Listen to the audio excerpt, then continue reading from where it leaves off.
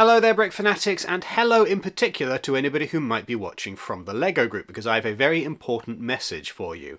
The LEGO One Piece theme is brilliant. More of this, please. Can we have this for every single new theme that releases? Because we've got something here for younger people, we've got something here for older people, we've got sets that are focused on play and are relatively small, we've got sets that are more display oriented and very, very big. We've got something for everyone, and this is absolutely fantastic. We can quibble over the specifics of these sets and whether or not they're entirely accurate and whether or not they're entirely well designed, and believe me, we will be doing some quibbling in this video. But right up top, I just want the LEGO group to know that this is what we want from big new themes. We don't want one or two sets that are either far too expensive for everybody to enjoy or just not quite fulfilling enough for everybody to enjoy. We want something that caters to a much larger collection of LEGO fans. What's particularly exciting about the LEGO One Piece sets is that even if you're not a fan of One Piece, there are gonna be some things in here that are probably going to appeal if you have any kind of interest in LEGO Pirates, because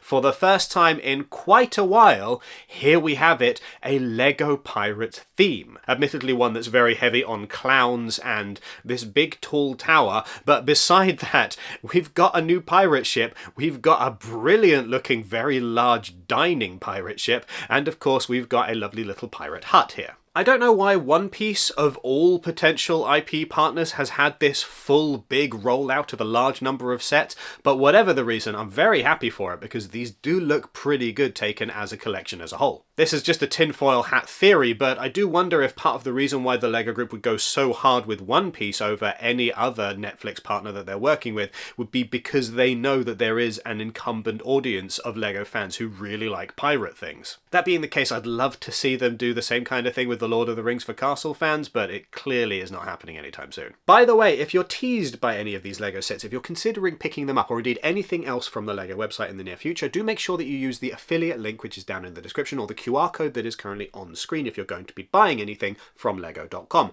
They take you straight to the LEGO website, we get a small percentage of the sale when you purchase through those links. Doesn't cost you a penny extra, but it helps keep the lights on at Brick Fanatics. But okay, so this is our new pirate theme for LEGO, and that is absolutely brilliant to have.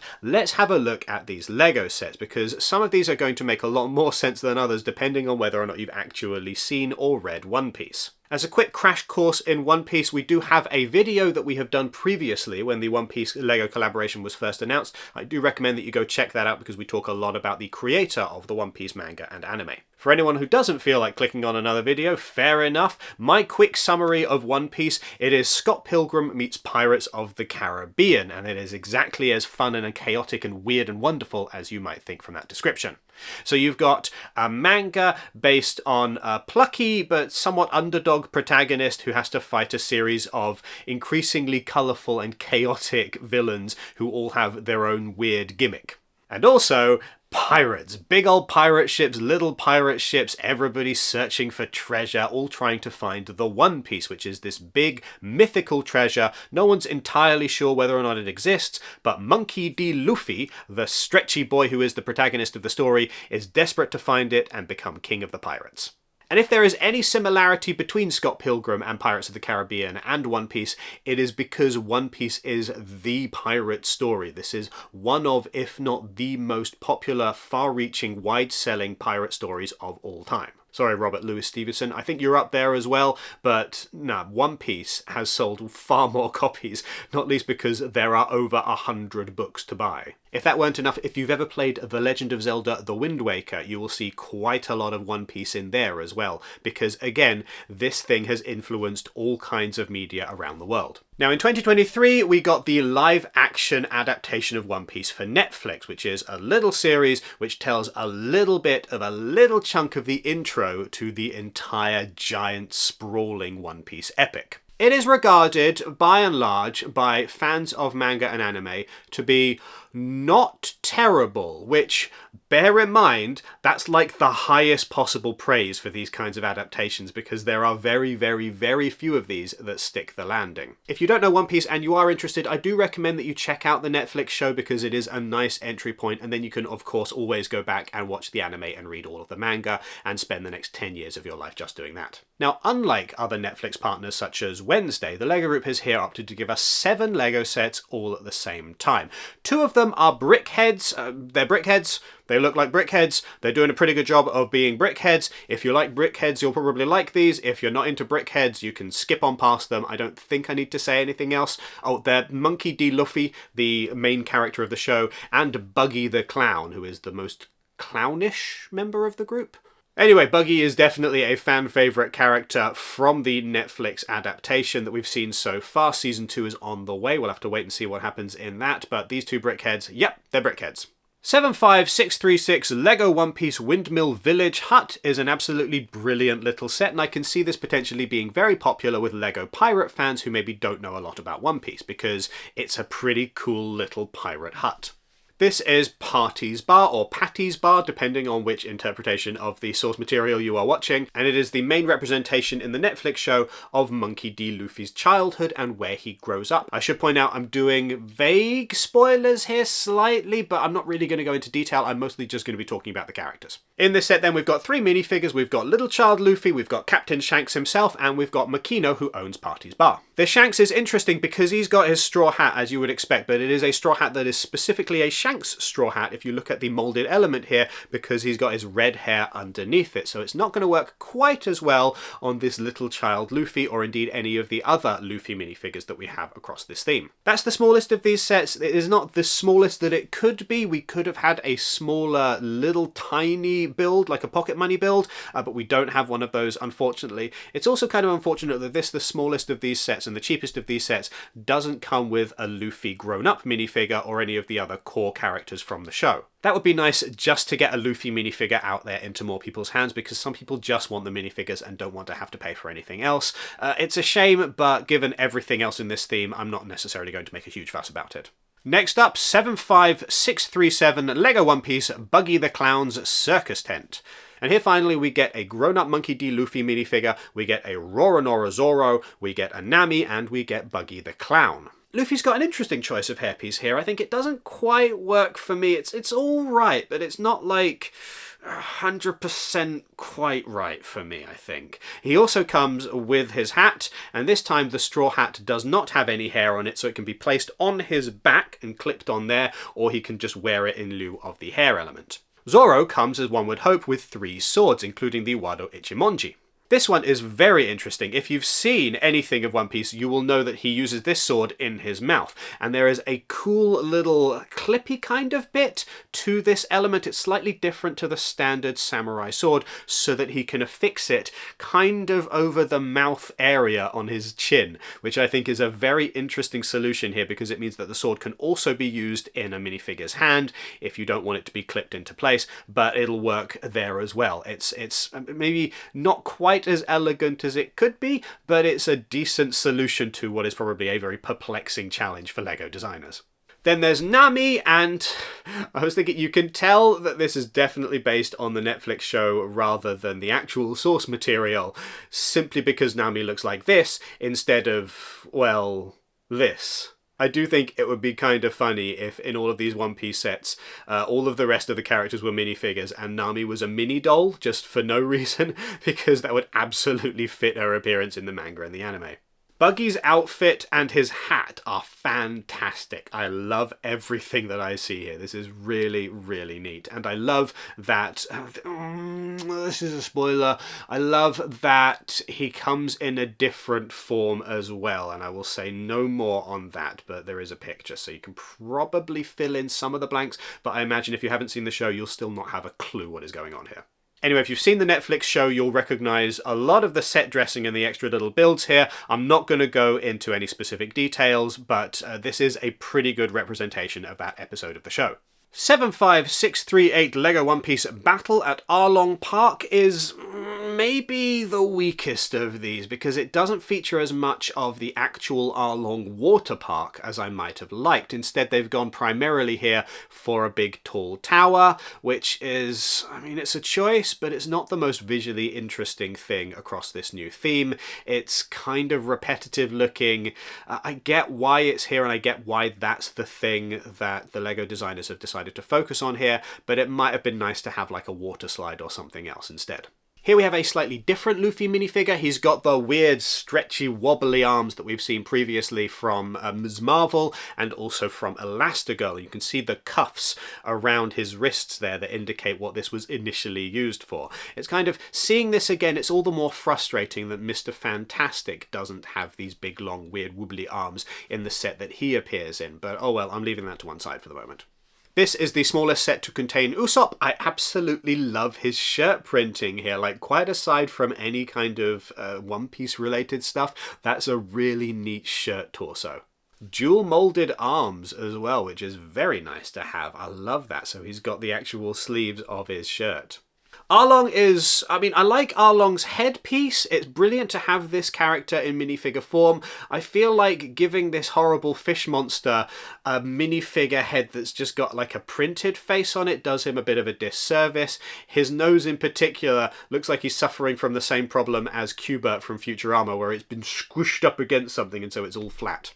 And then we've got Chew. It's alright, fine, not the most memorable character. I'm not too fussed about this particular interpretation, it's all good.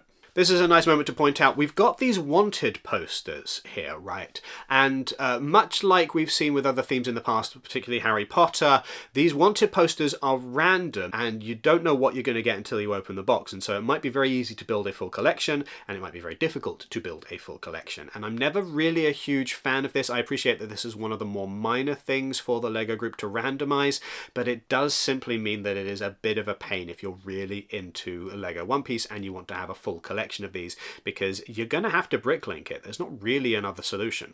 Anyway, Arlong Park alongside the Buggy Circus tent, I feel these sets are not going to be the most appealing to people who just want LEGO Pirates and don't really care about the One Piece stuff, but the next one on the list, oh, this is a good one. 75639 LEGO One Piece, The Going Merry Pirate Ship. Brilliant. Absolutely brilliant.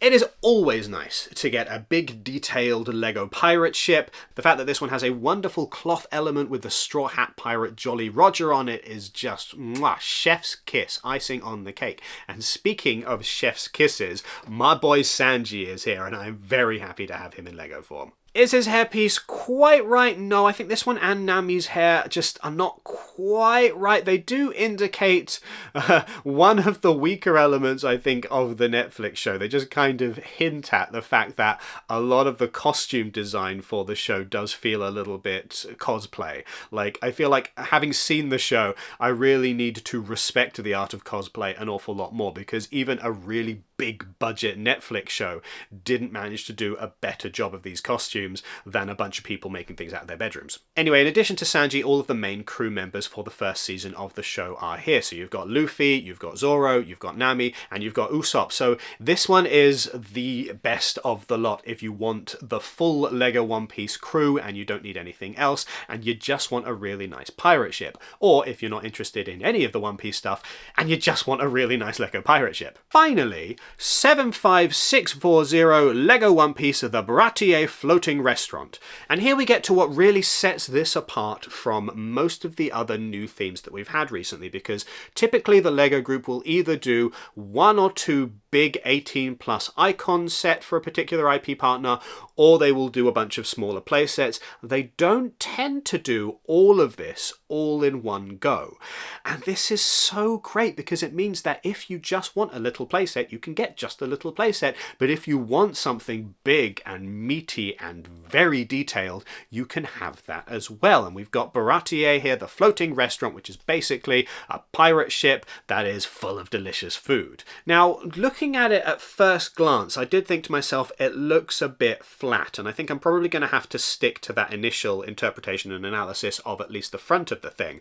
But then you turn it around and you see how much detail is in here. I don't mind so much that it is that flat, given how much they've been able to put into this design, how many different little alcoves and little areas that there is within the floating restaurant. There's so much in here, and also so many minifigures that I'm really not going to complain that the thing is a little bit on the shallow side, simply because it's got a lot in there. Right, minifigure rundown. We've got Luffy, we've got Nami, we've got Usopp, we've got Zoro, we've got Sanji. They're all great. We've got some different outfits here. And I do love, by the way, that across all of these sets, there are a bunch of different outfits for the characters. So not many of these minifigures feel like they're repeated over and over, with the possible exception of Luffy. Then you've got Chef Zeph, who is complete with this wonderful, wonderful moustache and a peg leg. Brilliant. Can't have a pirate theme without at least one peg leg in there somewhere. Garp is here. I've been re-watching the Netflix show knowing that these sets were coming, and looking at him and just being really confused. I was like, where's that accent from?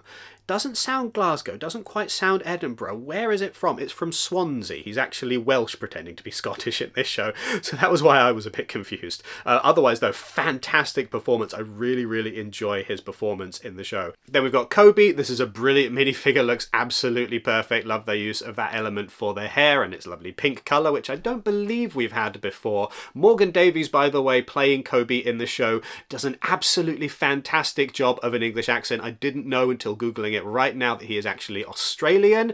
Somehow I spotted Victor Reagan's slightly off Scottish accent, but I didn't pick up on the guy who was aping my accent, which is quite funny. I also just want to mention this, Morgan Davies, a brilliant trans man actor, and I say that simply because there are not enough opportunities for trans male actors in Hollywood and in various different other media jobs around the world.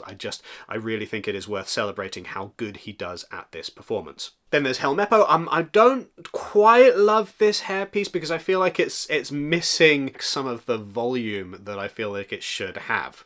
Helmeppo, played by Aidan Scott in the show, a South African this time, doing an English accent and doing it flawlessly as well. I'm going to move on now because I feel like this video is just turning into me talking about accents. And then finally, Mihawk. And do you know what I really like about this? I like that they've taken those coloured eyes that they've been doing for a bunch of different characters recently and actually applied it to someone for whom that really works. Because if you've seen the show and if you've seen various different adaptations, you will know that he is supposed to have these really piercing orange eyes. And here they are. It is perfect. And that is all of the LEGO One Piece sets in this first wave, and I'm very excited for this new theme because there's so much cool stuff here. What, though, do you think? Let us know in the comments down below, and do all of the rest of the YouTube things. Give this video a thumbs up and hit subscribe and the notification bell. Make sure that you do go to brickfanatics.com for coverage of all things LEGO, and make sure that you sign up to our newsletter so that you never miss anything LEGO related ever again. Thank you very much for watching, and have a wonderful day.